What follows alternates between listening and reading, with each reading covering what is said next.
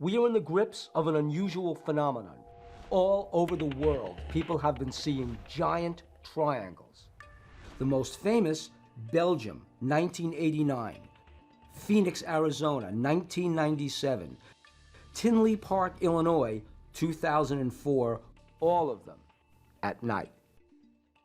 But now new breaks in the investigation of these unexplained triangular craft.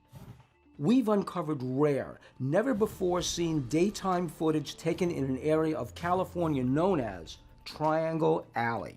They're massive. They're flying so slowly over us that if it were a conventional aircraft, they'd fall out of the sky. So we are going to talk to Mark and Jed, two sky watchers here in Sonora, California, who've had some incredible daytime and nighttime sightings of flying triangles.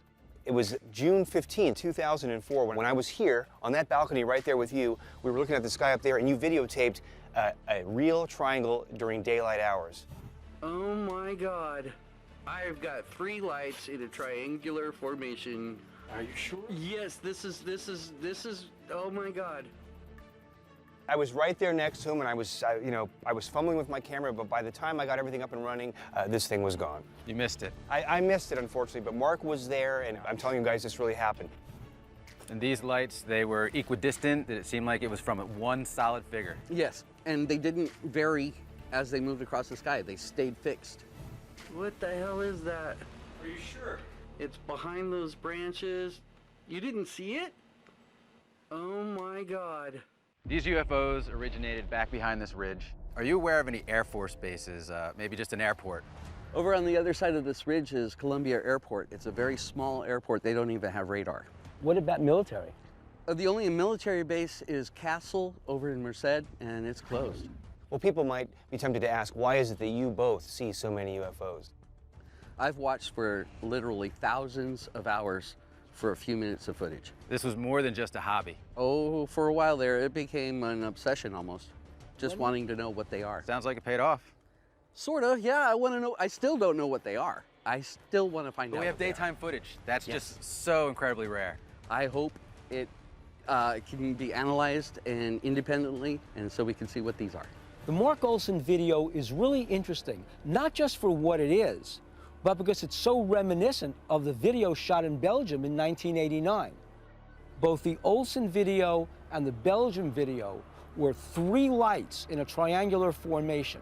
But the Belgium video was even more compelling than the Olson video because the Belgium video actually showed a physical object holding the 3 lights in place, a triangle. I believe that if Terrence Masson has a chance to analyze this Mark Olson video, what he's going to see is an object holding the 3 lights together. That's our next stop, Terrence Masson's lab. Terrence Masson is an image analyst, and he'll be using motion tracking software to isolate and stabilize the 3 lights in Mark Olson's daytime footage. We're going to analyze Mark's video frame by frame to get some answers. So what I've done here first is cropped out the majority of the frame so we can concentrate on the object itself and stabilized it. You can tell definitively here, these things are rock solid in formation. This is a good solid 4.5 seconds, and even the tightest precision acrobatic flying, you're going to see some kind of relative motion over that kind of time frame. Can we eliminate the obvious things? Is this some type of helicopter? Is there any evidence of that? Well, without having 100% certainty, I can come up with a long list of things that make this not anything like conventional aircraft. Going away from the running footage now, we've got single still frames, isolated, and I've run some image processing routines on this. And look at what's coming. We see some clear indication of a structure behind and between those 3 lights. Whoa. And black triangle. I mean, there's clearly something there. Is there any other explanation that the darkness around these lights is something other than a solid object? Many times we've seen in these consumer-grade camcorders, the exposure range for the pixels that capture this information are very, very limited, and sometimes we do get blooming effects. So next to very bright lights, it'll tend to compensate and go very dark. Right.